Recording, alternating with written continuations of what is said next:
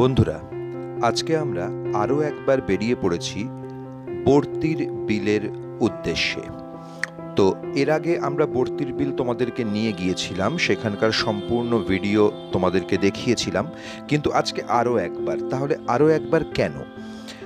গোটা ফেসবুক জুড়ে, গোটা সোশ্যাল মিডিয়া জুড়ে বর্তির বিল ভাইরাল হয়েছে, এটা আমরা সবাই জানি। বহু জায়গা থেকে তোমরা আসছো, অনেকে অনেক দূর দূর থেকে আসছো, কিন্তু এতদিন পর্যন্ত ব্যাপারটা একরকম ছিল। কিন্তু এখন এই মুহূর্তে বর্তির বিলে এসে সত্যিই কি তোমার খুব একটা লাভ হবে?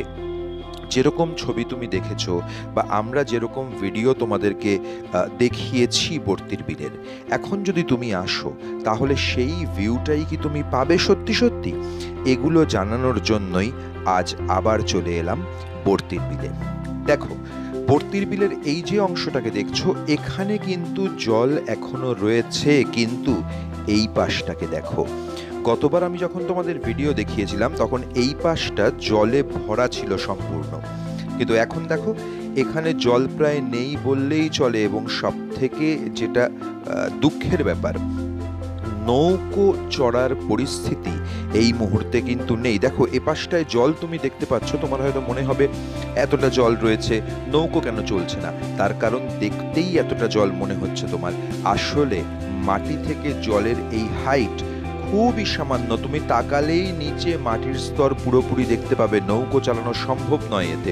আর এর মধ্যে একটা দুটো নৌকোও যে চলছে না এমনটা নয়, আমার এই ভিডিওতেই তুমি দেখতে পাবে এরপর একটা দুটো নৌকো চলছে, কিন্তু সেই নৌকোগুলো যেভাবে চলছে সেটা সামনে থেকে দেখলে তুমি বুঝতে পারতে।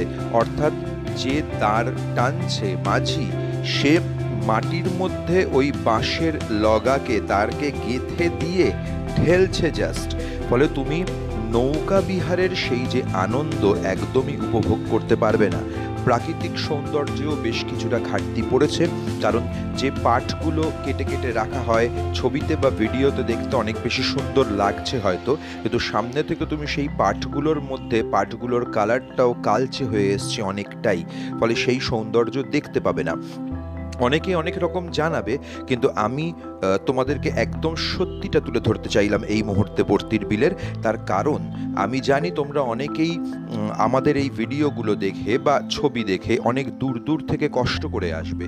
তো বন্ধুরা, যারা দূর থেকে কষ্ট করে আসবে শুধুমাত্র ঘোরার জন্য, নৌকো চড়ার জন্য, পরিবেশকে উপভোগ করার জন্য, আমি বলবো এই মুহূর্তে তোমরা এসো না, কারণ সেই সৌন্দর্য সত্যিই তোমরা এখানে এখন পাবে না। দেখো কিভাবে সব জায়গাটা শুকিয়ে গেছে, নৌকো চড়তে তুমি পারবে না। হ্যাঁ, যারা ফটোগ্রাফার বন্ধু আছো তারা হয়তো কিছু ভালো শট পেলেও পেয়ে যেতে পারো, কিন্তু এর আগে যে বর্তির বিলকে তোমরা দেখেছো, আমরা যে বর্তির বিলকে তোমাদের সামনে তুলে ধরেছি এর আগে, সেই বর্তির বিলের আনন্দ যদি উপভোগ করতে চাও তাহলে তোমাকে আবার পরের বর্ষা অবধি অপেক্ষা করতে হবে। তো বর্তির বিলে আসার সব থেকে ভালো সময় হচ্ছে বর্ষাকাল, কারণ পাট সেই সময়ে পাওয়া যায় এবং জলটাও পাওয়া যায়।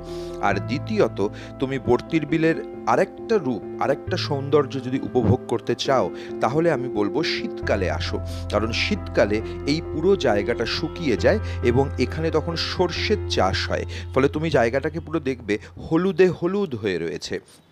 তো সেটাও তোমাদের যথেষ্ট ভালো লাগবে, ফটোগ্রাফার বন্ধুদেরও ভালো লাগবে। হ্যাঁ, সেই সময়েও হয়তো তুমি নৌকো চড়তে পারবে না, কিন্তু ভালো লাগাটা অন্যভাবে তৈরি হবে। হ্যাঁ, এই মুহূর্তের বর্তির বিলকে দেখে নাও, এবং বর্তির বিলের এই মুহূর্তের যা পরিস্থিতি, তাতে আমি তোমাদেরকে সাজেস্ট করব এখন বর্তির বিল আর আসার মতো নেই, বরং তুমি অপেক্ষা করো পরের বর্ষার জন্য। আর তুমি যদি ভালোবাসো সর্ষের ফুলে, সর্ষের ক্ষেতে সুন্দরভাবে ঘুরে বেড়াতে চাও, তার সৌন্দর্য উপভোগ করতে চাও, তাহলে আর মাত্র কটা দিন, শীতকালে অবশ্যই এসো বর্তির বিল।